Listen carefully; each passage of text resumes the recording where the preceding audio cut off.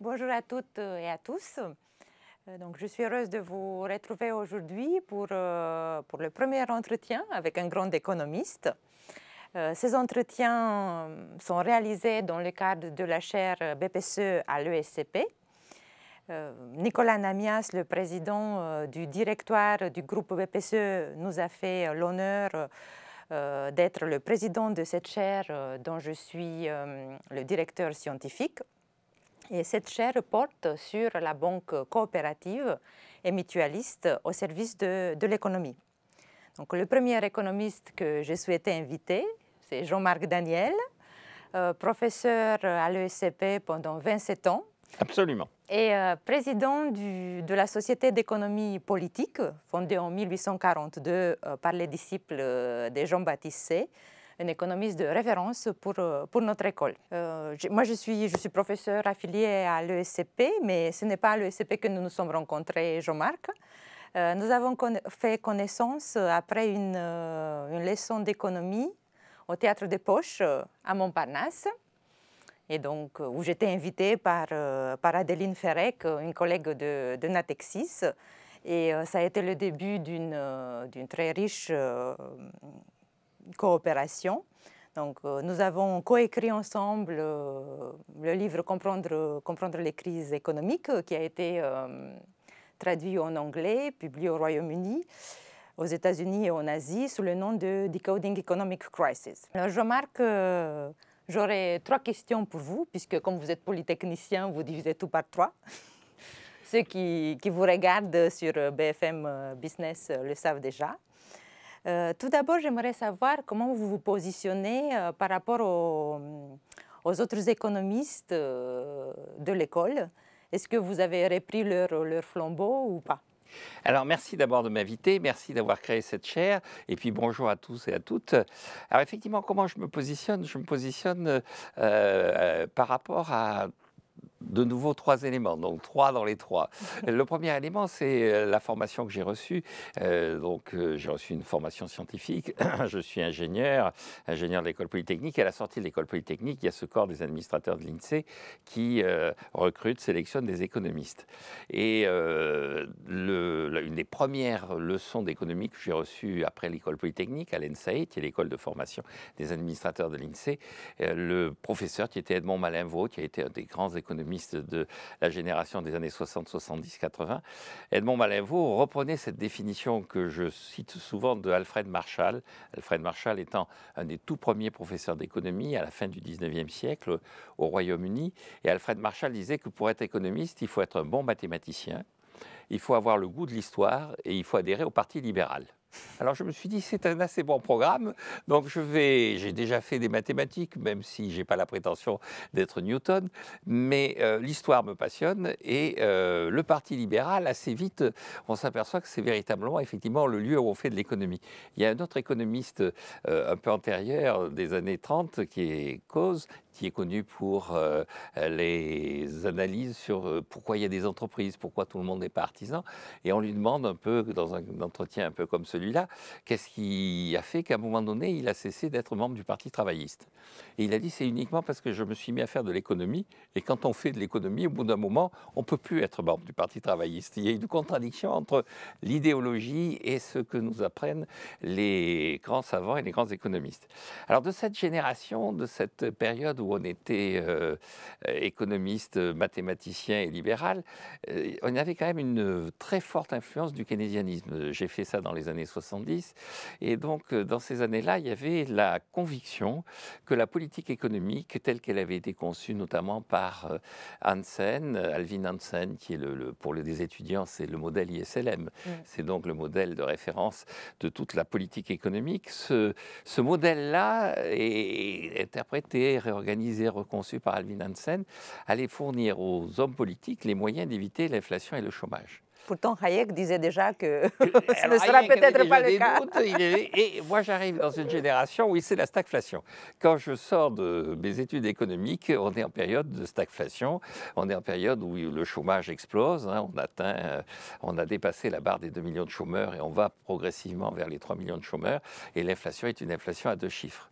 Et donc la première chose, je crois, qui caractérise mon rapport à l'économie par rapport à l'ensemble de mes collègues, c'est une forme de doute. J'ai connu cette période de doute, cette période qui s'était organisée autour notamment d'un rapport qui avait été publié par l'OCDE sous l'autorité d'un économiste américain qui s'appelle Paul McCracken. Et ce rapport est un cri de doute. Il dit, écoutez, on pensait avoir les moyens de lutter contre le chômage et l'inflation et on a les deux. Donc il y a quelque chose qui ne va pas. Il faut qu'on reprenne tout à la base. Et la conclusion du rapport était d'ailleurs assez intéressante parce qu'il disait les deux problèmes de l'économie, c'est le déficit budgétaire américain et l'incapacité des Européens à faire en sorte que les salaires se forment suivant la productivité marginale des travailleurs. Je pense que le diagnostic, hélas, pourrait être projeté 50 ans après ce rapport, c'est-à-dire aujourd'hui. Donc, premier élément, je suis rentré en économie dans une période où il y avait quand même une forme de doute. Or, ce qui me frappe, c'est que chez beaucoup d'économistes, en ce moment, ce doute n'est pas aussi évident qu'il devrait l'être. Il y a une sorte d'assurance. Écoutez, voilà, vous ne faites pas ce qu'il faut, et puis je vais vous dire, il y a qu'à Faucon, et puis, mais pas du tout. Bon, donc, première caractéristique, pour moi, c'est le doute. La deuxième chose qui me caractérise, c'est la passion que j'ai eue très vite, effectivement, pour l'histoire, et un usage que j'essaie de faire le plus rationnel possible de l'histoire. Il ne faut pas non plus faire de l'anachronisme, c'est-à-dire que il est certain que la première faillite bancaire connue remonte à Tibère. Je pense que les techniques à l'époque de Tibère, donc Tibère c'est le successeur d'Auguste, c'est le deuxième empereur romain, je pense que les techniques ont évolué. Il y a des choses qu'on ne peut pas projeter. Alors je cite assez souvent cette période-là, parce que Vespasien, qui est un empereur assez connu, avait fait la première critique systématique du progrès technique. Donc cette critique, elle a un intérêt de voir qu'on a toujours craint le progrès technique. Mais la société romaine n'est quand même pas assimilable à la société que nous vivons. Donc il y a un usage de l'histoire qui est un usage de l'histoire qui, à mon avis, n'est pas assez fréquent. Et quand il est fait, assez souvent, je crains et je trouve que beaucoup le font de façon anachronique. Notamment sur la dette publique, on oublie quand même que la dette publique, pendant des siècles, c'était référencé sur l'or. Or, l'or a disparu. Donc, il y a des choses qui ne sont plus d'actualité, même si on peut tirer des conclusions de certaines expériences historiques. Et puis, la troisième caractéristique, c'est ma défiance vis-à-vis de l'État. Alors, c'est un peu paradoxal, puisque j'aurais fait toute ma carrière comme fonctionnaire, et j'aurais été tout le temps attaché plus ou moins à l'État. Mais, vous savez, il y a Fourier, qui était un économiste socialiste, enfin économiste, je ne sais pas, socialiste, je ne sais pas non plus. Enfin, c'est un personnage assez étrange, et ce personnage disait qu'au début de sa vie, il disait « J'ai conçu pour le commerce une haine à côté de laquelle celle d'Hannibal pour Rome était anecdotique. » Et puis à la fin de sa vie, il dit j'ai reporté ma haine sur l'État. J'ai conçu pour l'État une haine qui est telle que celle d'Hannibal pour Rome était anecdotique. Alors, je ne suis pas dans la situation de détester l'État autant qu'Hannibal pouvait détester Rome, mais j'ai une grande méfiance pour l'État. Et dans mon doute se porte beaucoup sur la capacité de l'État à résoudre nos problèmes. Avec comme résultat, c'est une des raisons pour lesquelles, d'ailleurs, je suis allé à une école de commerce. En fait, il y a deux événements forts dans ma vie professionnelle. Ça a été d'aller à la direction du budget au ministère des Finances, parce que c'était l'endroit où, normalement, on équilibrait les finances publiques. Et donc, j'ai toujours considéré que les finances publiques doivent, à moyen terme, être équilibrées. Et ensuite, enseigner dans une école de commerce, parce que j'ai toujours considéré que les gens qui étaient porteurs d'avenir, les gens qui étaient porteurs de croissance économique, ce n'étaient pas les gens qui créaient du déficit budgétaire, ce n'étaient pas les gens qui manipulaient la monnaie, c'était les gens qui créaient des entreprises. Et donc, chaque fois que je recevais une jeune promotion d'élèves à l'ESCP, je me disais, parmi eux, il y a des entrepreneurs, parmi eux, il y a des gens qui vont tirer ce pays de la situation dans laquelle il est, il y a des gens qui vont se porter en avant, et je suis toujours très satisfait quand je croise dans les couloirs d'une émission de télé ou de radio, à BFM Business où j'interviens, des jeunes gens, ou moins jeunes maintenant, qui viennent s'expliquer devant les journalistes et dire voilà, j'ai créé une entreprise, j'ai créé dans tel secteur et tout ça. Et je suis toujours satisfait de voir, non pas que je les ai eus comme élèves, parce que je ne les ai pas toujours eu comme élèves, mais que l'institution à laquelle j'ai appartenu a fait d'eux des chefs d'entreprise. Et ça, pour moi, c'est fondamental. Mais justement, hier, il y avait le prix de l'innovation à l'ESCP et les étudiants ont présenté voilà, des projets ou des entreprises en cours d'être lancées ou déjà lancées depuis 2 ou 3 ans extraordinaires. Oui, d'ailleurs, dans une des évolutions de l'ESCP, donc quand j'ai commencé à l'ESCP, je me souviens, il y avait une prépéna. Et donc, une des premières choses que j'avais évoquées avec la directrice de l'école, c'était le fait que je trouvais ça aberrant qu'il y ait une prépéda dans une école de commerce. Alors, elle m'avait répondu, oui, mais il y a une prépéda à HEC. Moi, je dis, oui, certes, je comprends, mais c'est tout aussi aberrant qu'il y ait une prépéda à HEC, il y en avait une à l'ESSEC aussi. Et ce que je trouve rassurant, c'est qu'il n'y en a plus maintenant de prépéda dans aucune de ces institutions. Et alors, ça correspondait dans les années 90, il y avait une sorte de présence très forte de l'État qui était issue de la vague de nationalisation, même s'il y avait eu après des privatisations. Mais les nationalisations avaient mis dans la façon de gérer les entreprises un état d'esprit très fonctionnaire. C'était d'ailleurs des fonctionnaires qui étaient à la tête de beaucoup d'entreprises, et avec cette idée que l'État était non pas le gestionnaire immédiat de ces entreprises publiques et de l'économie en général, mais il était le tuteur, il donnait les grands axes, il donnait les références, et tout ça maintenant est en train de se défaire, et ça aussi, cette perte d'influence à la fois économique et surtout intellectuelle sur l'économie, ça me satisfait pleinement. Très bien. Et par rapport aux économistes qui ont enseigné dans notre école, si on remonte à Blanqui, à Jean-Baptiste C, qu'est-ce que vous en pensez? Est-ce que les valeurs perdurent? Alors, je voudrais que les valeurs perdurent parce que je vous le disais, le Jean-Baptiste C, alors, qui est un des grands mythes dans l'école. C'est-à-dire, tout le monde dit, d'ailleurs, à un moment donné, on envisageait d'appeler cette école Say's School. Parce que, donc, et donc Jean-Baptiste C était un libéral, donc là, il était un libéral. Il était un peu mathématicien, il avait fait quand même des études de probabilité. Il a commencé sa vie comme actuaire, donc à une époque où l'assurance réclamait des calculs de probabilité qui commençaient à naître. Il était assez féru de ça. Et l'histoire, c'était un homme cultivé, donc il était un vrai économiste au sens de Marshall. Alors, on lui faisait un reproche, les Anglais, notamment Ricardo. Ricardo est une de mes références. Pour ceux qui me connaissent un peu, je parle toujours avec émotion de Ricardo. Et j'ai traumatisé des gens un jour, c'était le 11 septembre, mais de façon assez innocente d'ailleurs. Les gens me disent « Ah oui, c'est l'anniversaire d'un événement tragique ». Et j'ai répondu spontanément « Oui, c'est la mort de Ricardo ». Et on m'a dit « Non, il y a des 11 septembre peut-être plus tragiques que la mort de Ricardo ». Alors, je reconnais qu'il y a des 11 septembre depuis la mort de Ricardo, depuis 1823, qui ont été plus tragiques. Mais ce que reprochait Ricardo à Jean-Baptiste C, c'est d'être clair.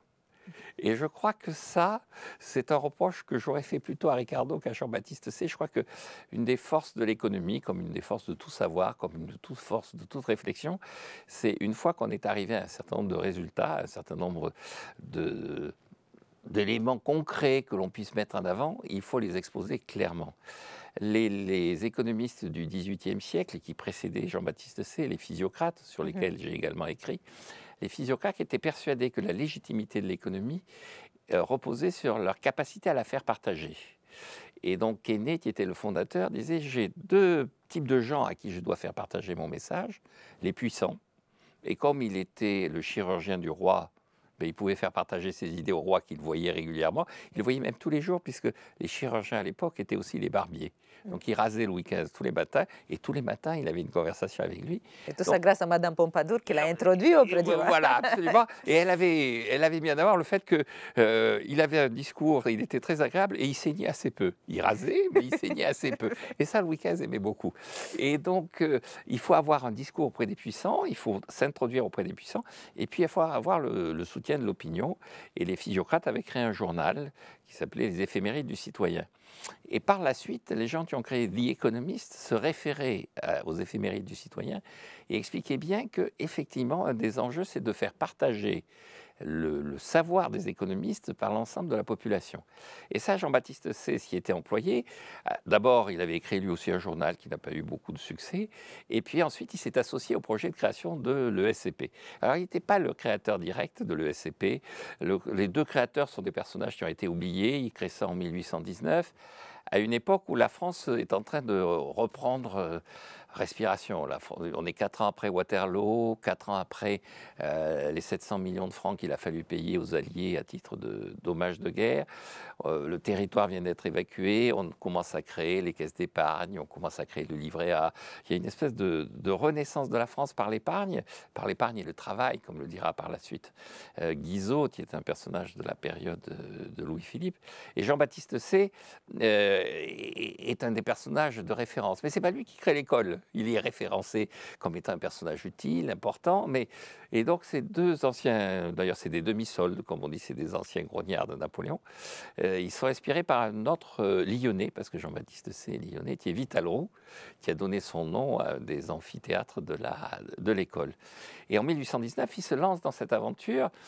Ce qu'il y a d'intéressant, c'est que Vital Roux, enfin on ne sait pas très bien qui a cette expression, peut-être même Jean-Baptiste Say, ils expliquent que la France qui renaît va avoir besoin d'une école pour former les officiers de la guerre économique. Il y a l'école polytechnique qui forme les officiers, les cadres dirigeants de l'État, et il faut une école pour former les officiers de la guerre économique, avec comme résultat le fait qu'on va faire un uniforme pour les élèves de l'ESCP, de l'École supérieure de commerce et d'industrie de Paris, comme elle s'appelle, et cet uniforme est copié sur celui des polytechniciens.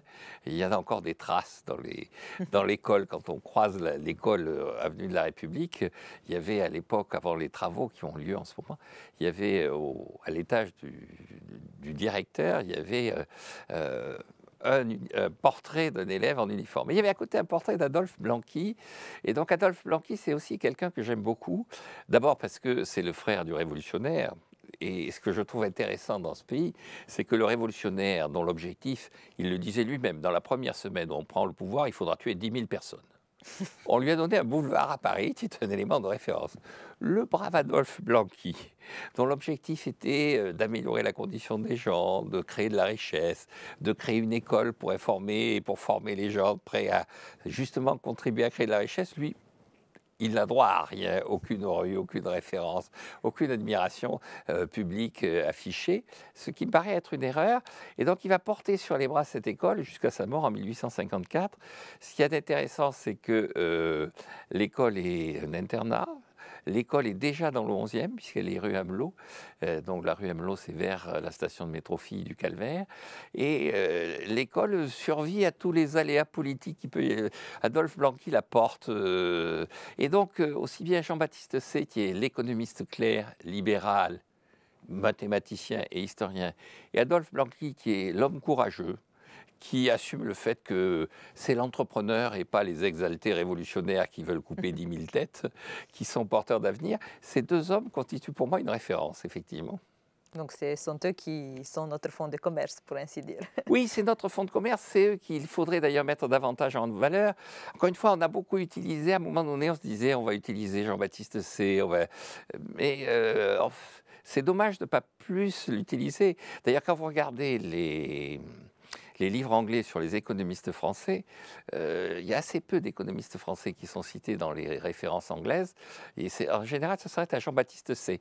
Et quand on dit aux Anglais, mais il y a aussi Léon Walras, mettons que dans les périodes plus récentes, bon, et vous dites, non, Walras, il était suisse. Alors on leur dit, mais non, il enseignait en Suisse, mais il était français. Il est né. Et il est né à Évreux. Oui. Et donc, il y a une espèce chez les Anglais d'irritation à l'idée qu'on puisse avoir créé une pensée économique, être à l'origine d'une pensée économique. Jean-Baptiste Say, c'est assez loin pour ne pas l'écarter, pour ne pas l'éliminer. Les physiocrates, Jean-Baptiste Say, ça va, mais je pense qu'il faudrait à la fois dire effectivement, on les assume, on les prend, on en prend l'héritage. Et puis, regardez quand même des économistes plus récents. Alors, parmi les anciens élèves de l'ESCP, il y a des économistes prestigieux. Je ne vais pas tous les citer. Il y en a deux qui sont très importants en ce moment. Il y a Agnès Benassi-Kéré, qui a été à la tête du CEPI, qui est maintenant sous-gouverneur de la Banque de France, donc qui est quelqu'un qui a été conseillère économique du directeur du Trésor. Et puis, il y a Olivier Blanchard, qui a été à la tête des études économiques du FMI, qui a été longtemps un des professeurs de référence aux États-Unis et qui est dans la shortlist, comme on dit en français, des nobelisables. Et donc, or, ces deux économistes sont issus de l'ESCP. Alors après, ils n'en sont pas restés à l'ESCP. Après, ils ont fait un doctorat, mais l'un comme l'autre ont retiré de leur passage à l'ESCP une vision de l'économie qui est une vision de l'économie assez pratique. C'est-à-dire, il faut être aussi membre du Parti libéral, d'une certaine façon.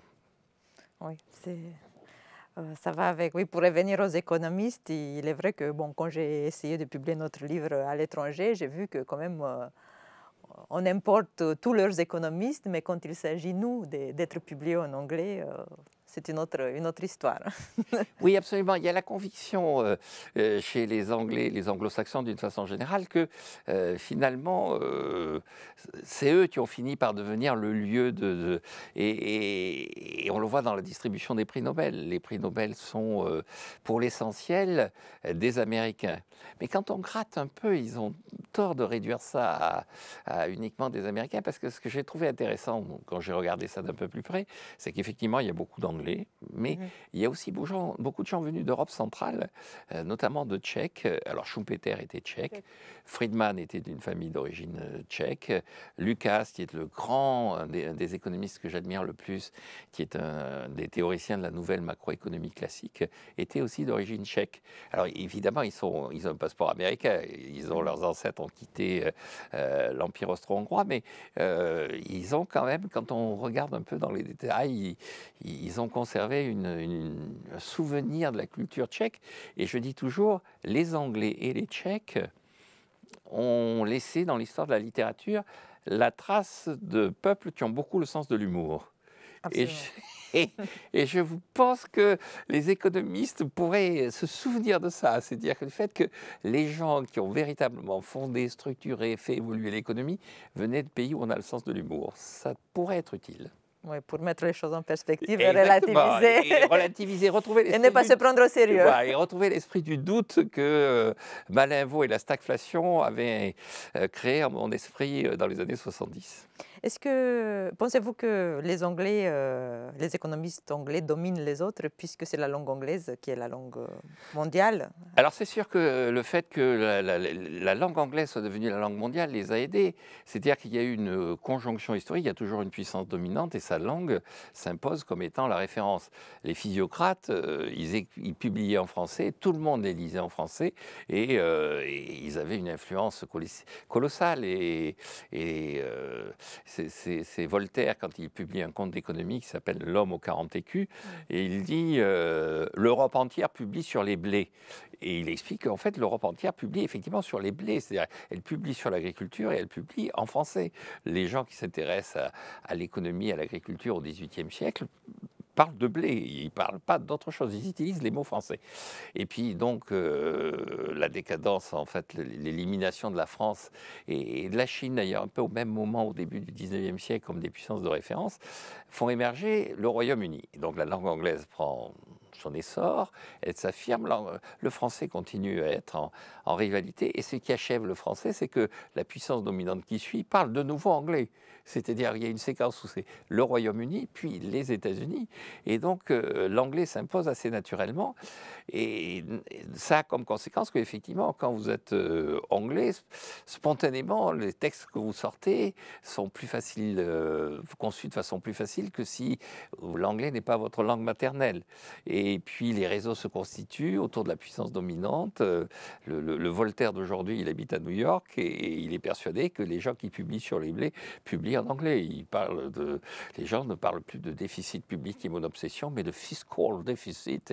Et on arrive à ces situations un peu ridicules où beaucoup de nos collègues, et alors là, surtout dans les jeunes que j'ai pu croiser quand j'étais encore en activité, se mettent en plus à utiliser les mots français avec leur sens anglais. Moi, je suis toujours très agacé des gens qui pensent que les évidences sont des preuves, qui pensent que les domestiques, ce sont des gens qui sont à l'intérieur et qui... Donc tout ça qui pense que... J'avais une formule un jour, j'ai dit, écoutez, je ne supporte pas les gens qui prétendent me supporter. Alors les gens me regardent et je dis, oui, les gens qui prétendent me supporter, en fait, ils me soutiennent. Et donc, et je ne supporte pas qu'ils utilisent mal les mots français et les mots en se référant aux mots anglais. Donc, non seulement les Anglais ont une force qui est liée au fait que l'usage de la langue anglaise est celle devenue la langue mais pas uniquement en économie, dans beaucoup de sujets. Mais je parlais d'Olivier Blanchard, il a été professeur au MIT, il a été au... Je pense que spontanément, il pense, il écrit en anglais. Oui, il est vrai aussi que nous enseignons désormais presque exclusivement en anglais et que nous utilisons des livres écrits par les Anglais. C'est-à-dire qu'avant, pour la finance d'entreprise, on utilisait le Vernimen. Maintenant, on va utiliser voilà, un livre anglais, ce qui fait que la pensée est aussi formatée à l'anglaise ou à l'américaine. Mais il est sûr qu'il faut éviter voilà, tout ce qui est les faux amis. Il faut bien parler voilà, les deux langues, c'est très, très important. Et je pense que voilà, ce qu'on peut voir aussi, c'est que les deux guerres mondiales nous ont coûté extrêmement cher. Mais bon, l'Europe reste quand même la deuxième puissance mondiale et il appartient à nos étudiants de, de reconquérir la première place que nous avons eue avant la Première Guerre mondiale. Oui, oui, absolument. Parce qu'il m'avait beaucoup plu à un moment donné, c'est quand le SCP avait décidé de s'appeler le SCP Europe. Ah oui, moi aussi. Ouais, j'ai enseigné assez longtemps dans cette institution pour l'avoir vu changer de nom à plusieurs reprises. Et donc, SCP Europe, il y avait une... Et alors, en plus, quand on faisait passer le concours, les étudiants disaient, vous savez, l'Europe, c'est très important pour moi. Et la grande question que je leur posais, c'est, bon, dans l'Europe, vous avez des pays qui sont présidents de l'Union européenne. Quel est le pays qui est président en ce moment? Bon, en général, c'était un peu flou la réponse que je pouvais avoir. Parce que ça tourne beaucoup. Ça tourne tous les 6 mois. Donc, voilà. Et donc, mais je crois qu'il y a un Europe bashing, pour employer une expression, puisqu'on parle anglais en ce moment. Et quand je dis de façon très factuelle, quelle est la première puissance commerciale au monde, quelle est la zone qui dégage des excédents commerciaux et des excédents de balance des paiements courants, c'est l'Europe. On nous met en avant les États-Unis, mais quand vous regardez les États-Unis, qui sont le premier partenaire commercial de l'Europe, vous apercevez que nous exportons pour environ 560 milliards d'euros aux États-Unis et on importe pour 510 milliards d'euros et on importe pour 360 milliards d'euros des États-Unis. Donc on gagne 150 milliards d'euros sur les États-Unis, nous qui sommes supposés être peu compétitif, totalement ringard, totalement dépassé. J'avais été assez satisfait de voir dans l'actualité récente que le gouverneur de Californie, commentant les résultats d'un appel d'offres pour construire un train entre San Francisco et Los Angeles, disait, bon, il y avait Elon Musk, alors il nous a raconté tout un tas de trucs, mais tout ça a été farfelu. À la fin des fins, si on veut faire véritablement un train rapide entre San Francisco et Los Angeles, il va falloir qu'on s'adresse soit à Alstom, soit à Siemens. C'est-à-dire soit à des Français, soit à des Allemands. Et donc l'Europe n'a pas à avoir honte, ni peur, n'a pas à se résigner à être une sorte de pays en déclin, de zone en déclin, de zone sur laquelle l'histoire est terminée, sur laquelle l'histoire est passée. L'Europe a encore, justement, avec des entrepreneurs, avec des gens sortis d'école de commerce, l'Europe a encore un avenir. Mais moi, j'étais justement étonnée de découvrir qu'en Californie, la France est encore une référence et que tout le monde, beaucoup de monde parle le français. Et aussi, quand on va dans la Silicon Valley, quand on parle avec des Larry Page ou autres, ils citent les grands poètes, philosophes latins et grecs, et c'est assez étonnant. Oui, oui, l'Europe, c'est effectivement la tradition. Alors tout le monde dit c'est Athènes et Jérusalem, Athènes, Rome et Jérusalem, c'est tout ce grand héritage.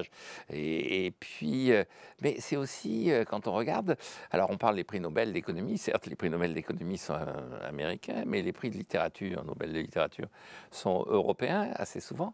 Et la langue dans laquelle il y a eu, pas la langue, mais le pays qui a eu le plus de prix Nobel de littérature, c'est la France. Alors, la langue, c'est l'anglais, parce que les Anglais, ils concourent avec les Anglais, les Américains, ils trichent. Il y en a plusieurs. Mais le français, au travers des Français et des écrivains, alors le dernier, c'était Annie Ernaux, qui est assez connu, mais Patrick Modiano et Le Clésio sont des gens qui sont connus dans le monde entier pour cette qualité de la littérature. Donc l'Europe, c'est encore un lieu intellectuellement vivant, et donc c'est un lieu qui a vocation à être économiquement dynamique.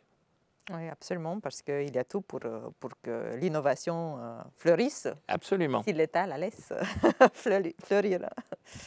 Oui, un des gros problèmes, je pense, de l'Europe, et alors c'est singulièrement le cas de la France, c'est donc cet héritage de la période Hansen, cet héritage du keynésianisme, même ce que j'ai appelé à un moment donné le keynésianisme hydraulique, c'est-à-dire l'idée qu'on met de la pression avec du déficit budgétaire, on met de l'argent public, et après ça va sortir au bout des tuyaux, dans les robinets, il va y avoir beaucoup d'eau. Mais cette vision où la pression génère de l'eau est une vision qui est une vision, à mon avis, un peu caricaturale et dépassée. Parce que pour qu'il y ait de l'eau, il ne faut pas que de la pression, il faut qu'on ait mis de l'eau au départ. C'est-à-dire que, et donc, on le voit bien, les États, et alors assez singulièrement en France, se mêlent de beaucoup de choses. Et la conséquence, c'est que comme ils ne s'en mêlent pas toujours de façon pertinente, la sanction ultime, c'est d'accumuler de la dette, c'est-à-dire d'essayer de maintenir son niveau de vie en prélevant sur le revenu futur, c'est-à-dire sur le revenu de la génération future.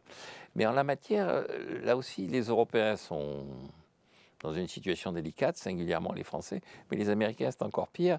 Et il y a ce cas un peu particulier qui a pour moi été toujours un sujet de bizarrerie et d'étrangeté, c'est le cas du Japon, avec un État hyper endetté et un pays qui a dégagé énormément d'épargne, qui lui permet pas tellement d'acheter sa dette publique, d'ailleurs, qui est surtout détenue par la Banque centrale, mais d'avoir projeté de l'épargne à l'extérieur dans tout un tas de pays et de détenir des capitaux, de détenir des usines, de détenir de l'immobilier dans le monde entier, qui lui permet effectivement de s'assurer un certain train de vie.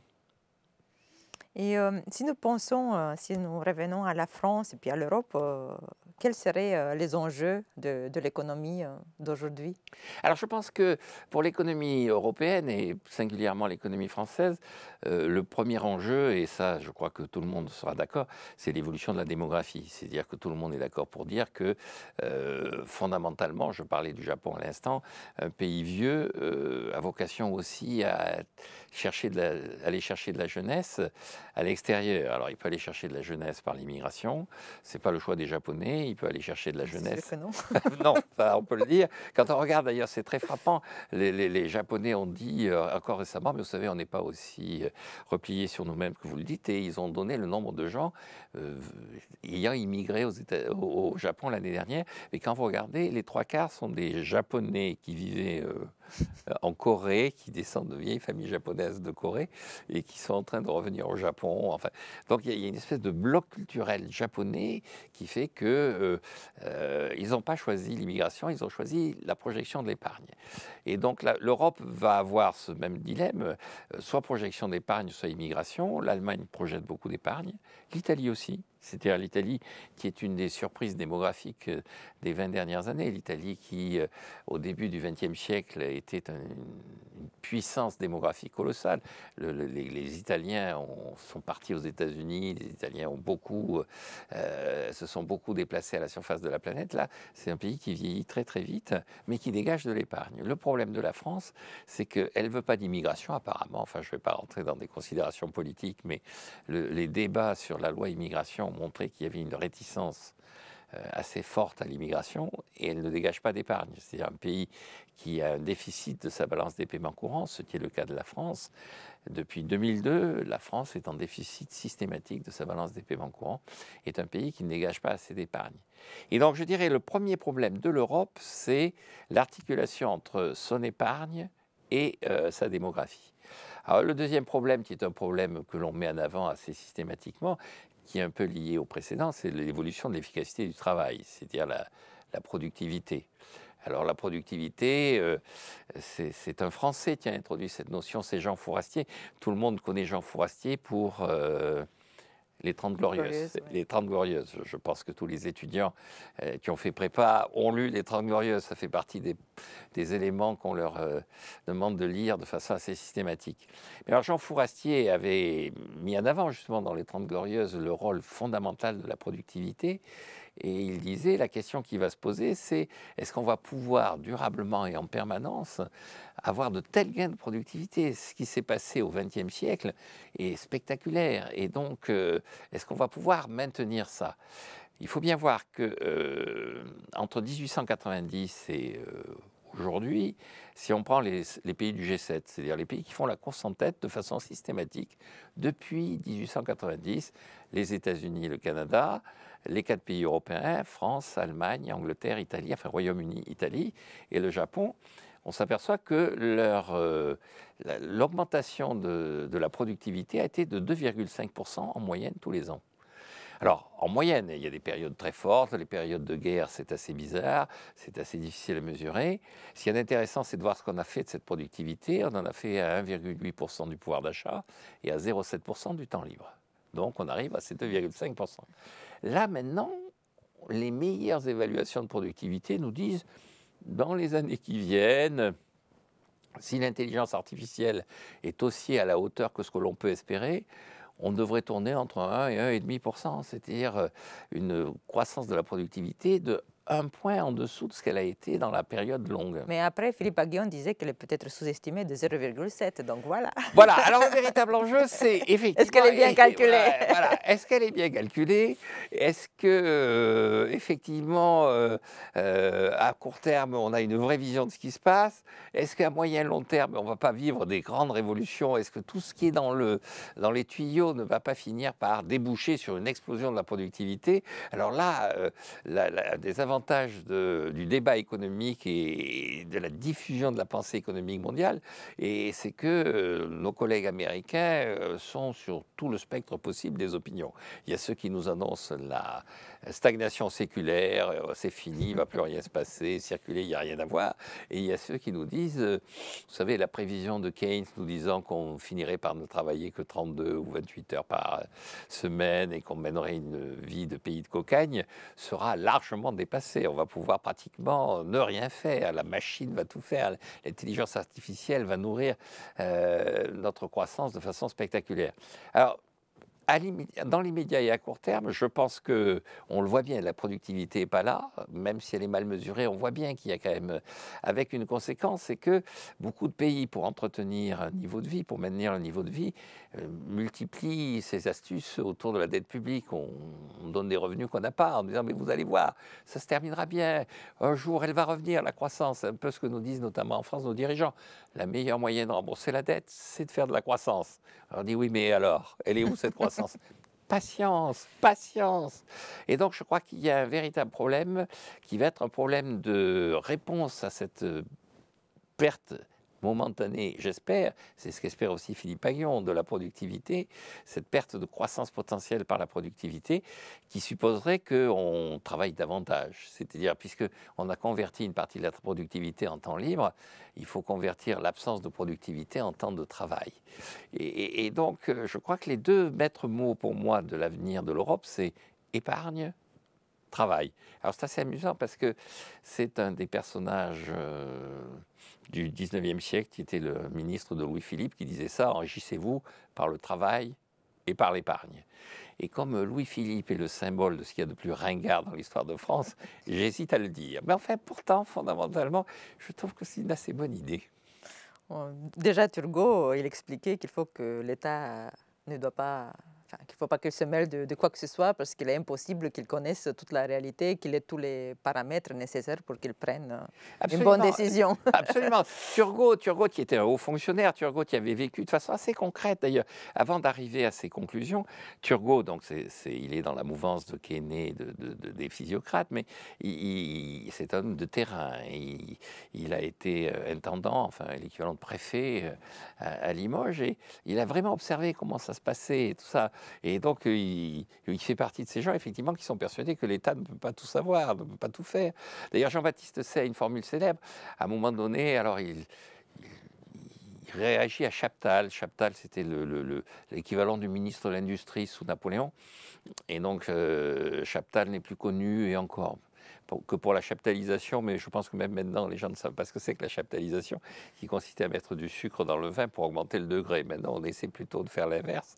Mais Chaptal disait à Jean-Baptiste Say dans une conversation, le problème de Napoléon, c'est qu'il considérait que finalement, l'industrie, ça devait fonctionner comme l'armée. Il y a des généraux, des... C'est toujours d'actualité. On parle des capitaines d'industrie. Des capitaines d'industrie, donc il y en avait. Puis c'est garde à vous, circuler, il n'y a rien à voir. Bon. Et donc, Jean-Baptiste Say dit, je retiens de cette conversation l'idée que l'État, même quand il a des bonnes intentions, s'il veut se mêler de politique industrielle, ça se termine par une catastrophe. L'État ne peut faire que le mal aux industriels. Donc, il doit donner comme recommandation aux industriels, surtout, ne vous mêlez pas d'aller chercher l'État. C'est d'ailleurs un conseil que je me permets de donner moi-même quand je rencontre des chefs d'entreprise. Je dis surtout, n'allez pas voir les fonctionnaires, tout ça. Méfiez-vous de tous ces gens qui prétendent savoir mieux que vous ce que vous devez faire. Tous ces gens dont vous espérez qu'ils vont vous donner des subventions. En échange, ils vont vous donner des conseils. Et donc, il vaut mieux renoncer aux subventions pour ne pas avoir à subir les conseils. C'est Talleyrand qui disait que dans les choses d'importance, il faut décider par soi-même. Exactement, mais ça s'applique parfaitement à l'économie. Oui, absolument. Après, quand on pense à quelqu'un comme Jean-Luc Lagardère, lui, il a réussi à aller chercher l'État, à créer un bus et voilà, à faire de la concurrence à Boeing, à imposer la deuxième entreprise mondiale en termes d'aviation, donc certains Oui, ont alors réussi. il y a tout c'est effectivement toute une question qui se pose sur l'efficacité de la politique industrielle et sur, on le voit bien, les analyses sur la façon dont les chemins de fer se sont développés en Europe. Ils se sont développés clairement sur la base d'entreprises privées, mais d'entreprises privées à qui l'État avait donné d'abord un parcours. C'est l'État qui a dit vous n'allez pas aller n'importe où, donc vous allez à certains endroits. Et puis l'État leur a donné assez souvent des crédits bonifiés. Il s'est mis en garant des prêts qui leur étaient consentis. Il y a des endroits où il a nationalisé quand les chemins de fer étaient en difficulté pour les reprivatiser d'ailleurs pour certains.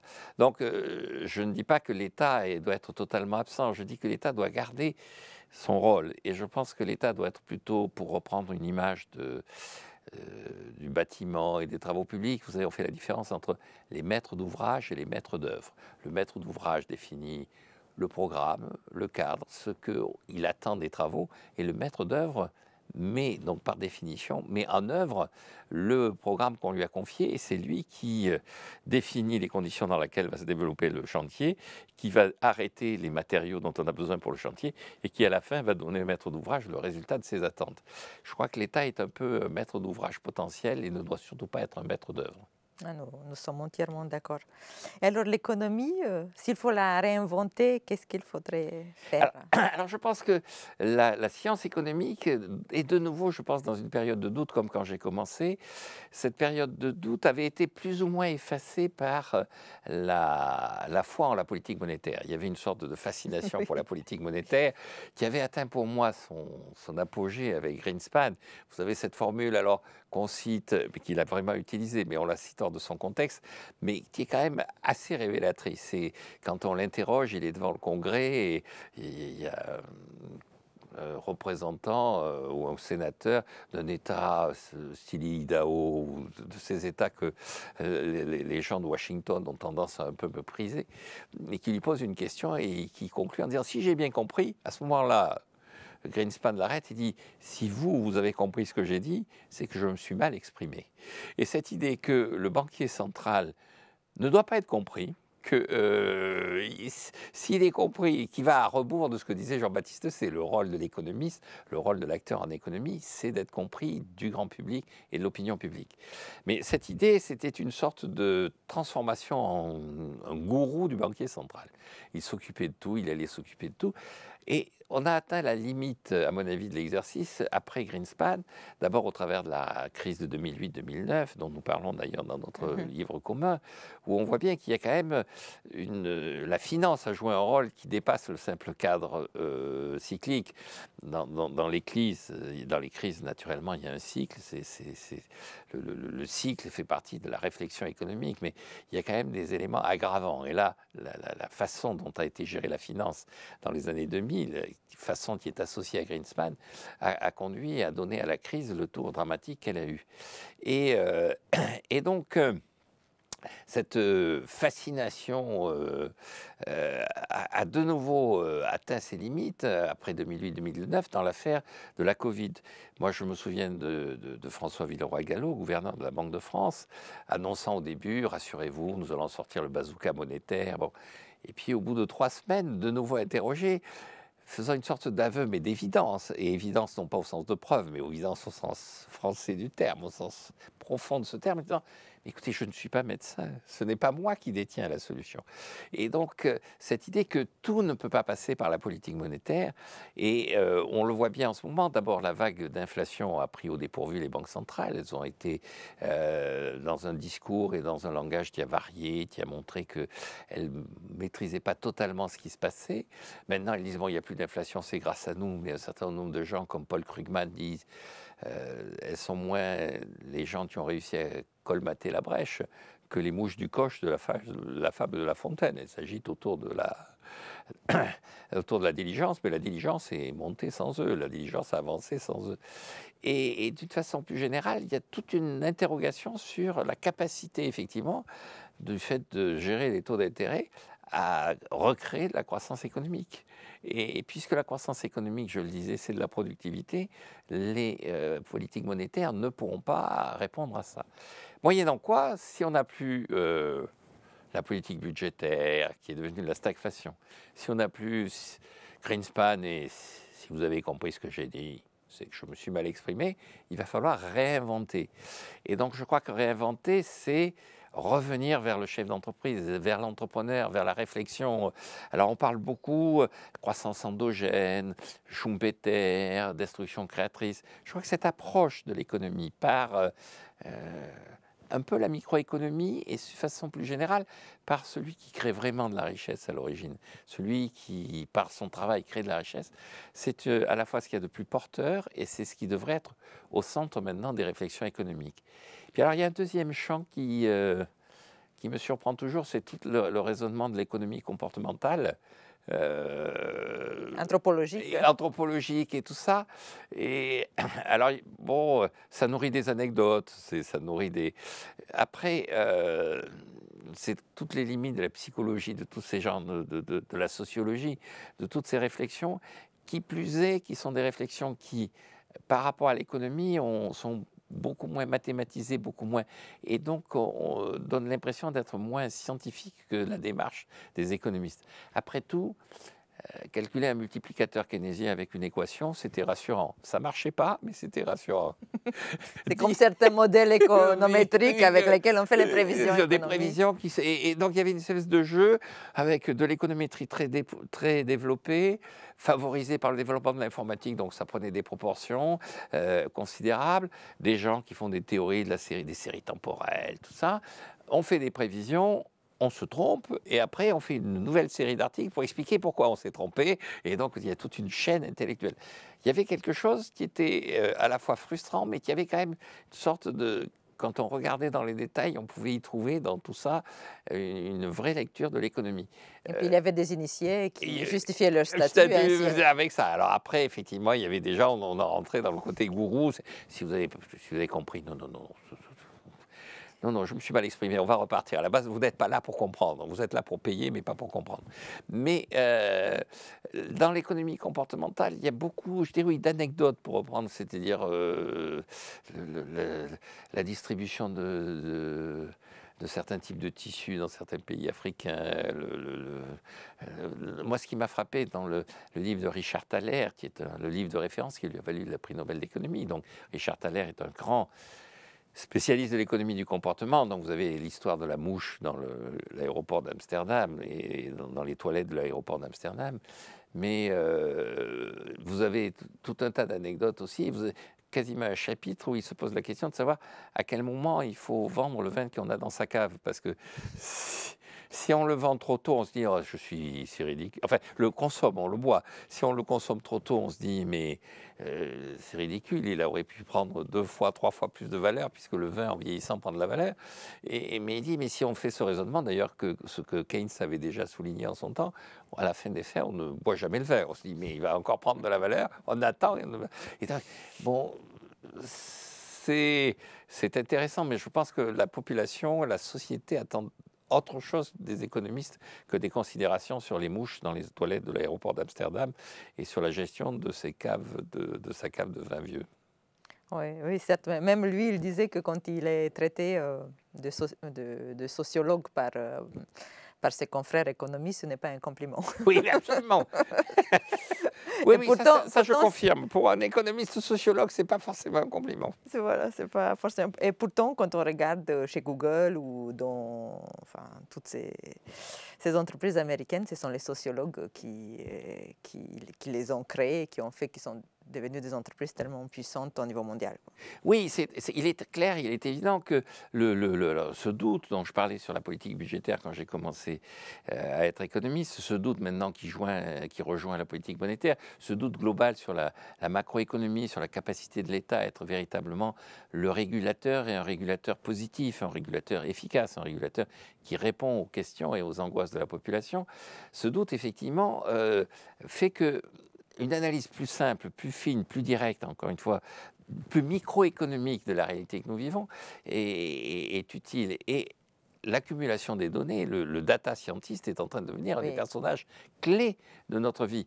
Et donc, lui, il peut accumuler par des données de façon totalement empirique des éléments, des lois. Alors, un des grands enjeux, c'est quand on trouve des corrélations, est-ce qu'on a trouvé un lien de cause à effet? Là aussi, au tout début de ma carrière, j'étais donc à l'INSEE, à la conjoncture, et c'est là qu'on commençait à voir apparaître les traitements de données, et c'est là qu'a commencé à être utilisé l'indice du patronat belge. L'OCDE s'était aperçu que dans toutes les données que cette organisation recevait de tous les pays membres, celle qui permettait le mieux d'anticiper l'évolution de la croissance de la zone OCDE, c'était le moral du patronat belge. Il y avait l'indice de moral du patronat belge. Flamand ou wallon? Wallon. C'était l'indice de Liège, qui était le plus performant. Et alors, les gens disaient, écoutez, alors il y avait trois lectures de ça. Il y avait ceux qui disaient, il faut trouver une raison. C'est parce que la Belgique étant un pays petit mais très ouvert, elle est assez représentative de l'évolution de l'ensemble de l'économie de l'OCDE. Bon, il y a ceux qui disaient, en fait, vous avez, non seulement c'est un petit pays ouvert, mais c'est un pays très entreprenant. Donc ce patronat se diffuse à la surface de la planète, et donc il a beaucoup d'informations. Et puis il y a ceux qui disaient, c'est tout à fait par hasard, c'est complètement bidon. Et cet indice va s'effondrer. D'ici 4-5 ans, on va s'apercevoir que tout ça a été totalement artificiel. Et donc, je crois qu'un des enjeux dans la société pour les économistes, et pas uniquement parce qu'effectivement, les sociologues, les psychologues, puis les hommes d'entreprise utilisent beaucoup les data scientists et tout ça, c'est de trouver véritablement les moyens de faire la part entre le hasard et la vraie relation de cause à effet.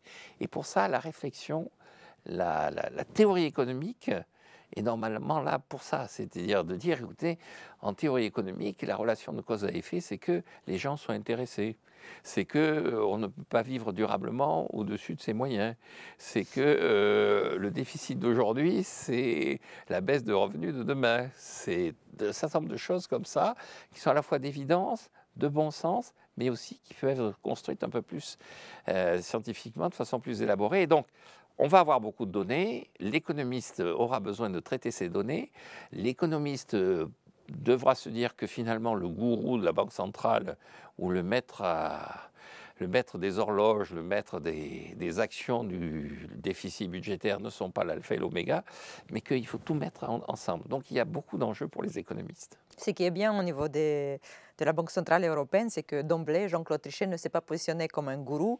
Et même quand on lui demandait de l'être, il disait « I don't want to be the main player in the room ». Je ne veux pas être le seul qui fait quelque chose. Donc, oui, absolument. Donc ça, c'était quand même très bien en termes de positionnement et très différent du positionnement américain. Et oui, absolument. Une des chances de l'Europe et une des forces de l'Europe, c'est qu'elle a eu à la tête de sa banque centrale, de cette institution dont tout le monde disait qu'elle était condamnée, des gens très divers. Dont Milton Friedman disait, bon, après la crise du SME en 1992, Milton Friedman fait un papier en disant, bon, écoutez, Désormais, c'est clair, l'euro ne verra jamais le jour. Il faut être réaliste. Ça ne peut pas voir le jour. C'est même pas sur le plan économique, ça n'a pas de sens. Sur le plan politique, c'est impossible. Donc tout ça ne verra jamais le jour. Et puis il y avait ceux, au contraire, qui ne se positionnaient pas sur l'euro pour des raisons économiques, mais pour des raisons politiques. Il n'est pas question d'abandonner notre souveraineté monétaire. Souveraineté monétaire qui se mesurait à coup de dévaluation, mais enfin bon, il pourrait y être souverain. Et la chance qu'a eu l'Europe dans cette construction un peu difficile, délicate au début, c'est d'avoir de bons dirigeants de la Banque centrale. Oui. Duisenberg, Trichet, Mario Draghi. Et donc, alors là, Madame Lagarde, elle est en action, donc on ne peut pas porter de jugement sur son bilan, mais les premiers ont été à la fois efficaces, simples, très concrets, et ont toujours eu le souci de faire en sorte qu'ils soient là pour résoudre les problèmes et pas pour les créer. Oui, ce qui est rare. Ce qui est assez rare, absolument. Oui, et je me demandais quand est-ce que commence le divorce entre la macro et la microéconomie, c'est avec Keynes, ou parce qu'il y a un vrai mépris des macroéconomistes envers les microéconomistes, Oui, alors, ce qui est complètement voilà, oui, ridicule. absolument. C'est-à-dire que là, Keynes écrit dans les années, quand il fait le divorce entre les deux, d'abord il assimile la microéconomie à ce modèle d'équilibre général, qui est un modèle qui part de la microéconomie, mais il y a c'est ce modèle qu'on qualifie de néoclassique, mais il y a une macroéconomie néoclassique, c'est-à-dire qu'on part effectivement du consommateur, puis de l'entreprise, et on fait ces petits modèles que j'espère tous nos étudiants maîtrisent parfaitement, où le prix est égal au coût marginal, en concurrence pure et parfaite.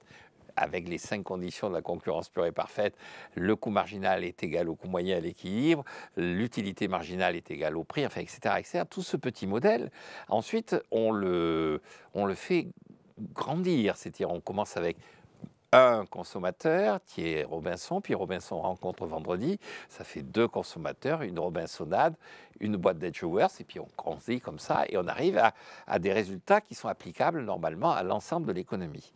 Keynes va vouloir d'abord démolir ce modèle et surtout, il s'appuie sur le fait que à l'époque où il réfléchit, la physique elle-même se pose des questions sur ce que la mécanique ondulatoire, ce que les physiciens sont en train de découvrir sur l'atome.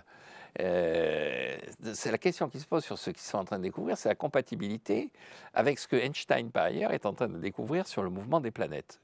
Et les deux ne paraissent pas compatibles. Et donc, Keynes dit... on ne peut pas mélanger les deux. Il y a une micro et une macroéconomie, de même qu'il y a une microphysique de l'atome et une macrophysique de l'univers. Entre les deux, il y a une césure. On ne sait pas à quel endroit se fait la césure, mais il y a forcément une césure. Et Keynes dit, l'économiste, finalement, c'est aussi un physicien, et donc il doit faire comme le physicien, la microéconomie, que je continue à enseigner, mais enfin, et puis la théorie générale, c'est-à-dire que théorie générale, quand on relit ce qu'il dit, c'est relativité générale. Il est le Einstein de l'économie, c'est-à-dire il se positionne comme ça, il est le personnage qui révolutionne tout ça, qui a compris tout ça et qui est dans le domaine de l'univers, sachant que bon, il y a encore des gens qui bidouillent dans le domaine de l'atome, mais lui, il est dans le alors après, il y a des économistes qui ont essayé de faire la synthèse. Toute une partie des économistes néo-keynésiens ont dit c'est un peu absurde tout ça. Et il faut retrouver l'esprit de... On part de Robinson et on arrive au banquier central. Donc les fondements microéconomiques de la macroéconomie ont nourri des théories qui sont des théories assez utiles, assez intéressantes, où finalement... on dit ben, l'État, il a une fonction d'utilité, et puis on va lui faire des calculs comme à Robinson. Finalement, l'État, c'est un gros Robinson. Et c'est un vrai Robinson parce que lui, il n'a pas de vendredi en face de lui. Il est tout seul, donc il est vraiment Robinson. Et on va lui faire. Et donc là aussi, je pense que c'est assez riche, c'est assez porteur. Ça s'est un peu perdu de mode, c'est les fondements microéconomiques de la macroéconomie. Mais je crois que Mais c'est vrai que chez Keynes, il y a quand même quelque chose qui est assez daté. Et je pense que lui-même en avait conscience. Et comme c'était quelqu'un d'assez brillant intellectuellement, il avait la capacité à s'adapter à la réalité de son temps, au mode de pensée de son temps. Et l'idée de l'atome et de l'univers, ça a eu un rôle assez important dans micro et macroéconomie. En tout cas, son rêve était d'être aussi reconnu en tant qu'économiste qu'un dentiste. Absolument, absolument, absolument. Il y a un passage très célèbre où il dit, pour l'instant, les économistes, bon, c'est assez contestable, nous aurons une véritable utilité sociale quand nous aurons l'estime et la reconnaissance des dentistes. Parce que leur utilité est claire. Oui, et à son époque, en plus, le dentiste était assimilé à beaucoup de douleurs. Et maintenant, avec l'anesthésie, tout ça, on arrive. Mais le dentiste de Kate, c'était beaucoup de coups de girofle et de cris. Et donc, je ne sais pas ce qu'il y avait derrière cette Au moins en image. France, on avait les guignols. Oui, absolument. Pour conclure, j'aimerais revenir sur le fait que donc, nous faisons cet entretien le 26 avril. Ce n'est pas un hasard. C'est votre anniversaire. Je remarque que vous avez souhaité fêter cet anniversaire avec vos étudiants. Absolument. Je vous ai entendu dire que les étudiants de l'ESCP sont tellement exceptionnels, tellement extraordinaires qu'ils dépassent souvent leurs professeurs même pendant leurs études. Donc, je me permets de vous souhaiter un joyeux anniversaire dans leur nom et dans le nom du studio et de moi-même. Mais merci, je suis très sensible à ça. Effectivement, je ne cache pas mon âge, c'est facile à vérifier. Donc j'ai 70 ans. Sur ces 70 ans, j'ai consacré beaucoup d'années à l'ESCP et j'ai toujours été frappé par la qualité des étudiants. Et donc c'était pour moi une source d'espoir sur l'avenir du pays, puisque je maintiens, c'est eux. Mais eux, puis leurs collègues des autres écoles de commerce qui sont porteurs de l'avenir plutôt que les gens qui s'enferment dans des bureaux, dans des administrations. Et je me souviens, alors, pour conclure, je suis né dans ce mois d'avril 1954 où, quand je regarde la presse de l'époque, il y avait deux événements marquants. Il y avait un événement qui était considéré comme étant de toute façon de peu d'importance parce que l'idée était une idée intéressante mais sans avenir, c'est la création de la TVA. Et pourtant, la TVA est toujours là. Non seulement elle est toujours là, mais elle s'est répandue à la surface de la planète. Et le deuxième événement, c'était la guerre d'Indochine, la bataille de Dien Bien Phu, qui a été perdue par l'armée française au mois de mai 1954. Et la presse de l'époque disait la victoire qui s'annonce va permettre à la France de repenser son empire colonial. Donc, la défaite l'a conduit à abandonner son empire colonial. Donc, ça veut dire ça qu'avec 70 ans de recul, on s'aperçoit que les gens qui annoncent les choses devraient retrouver le doute que Balinvaux avait mis dans mon esprit quand j'ai commencé à faire de l'économie. Je vous remercie infiniment. Mais c'est moi qui vous remercie d'avoir créé cette chaire et puis je suis tout à fait disposé à continuer ces travaux avec ces jeunes étudiants qui portent l'avenir. Merci.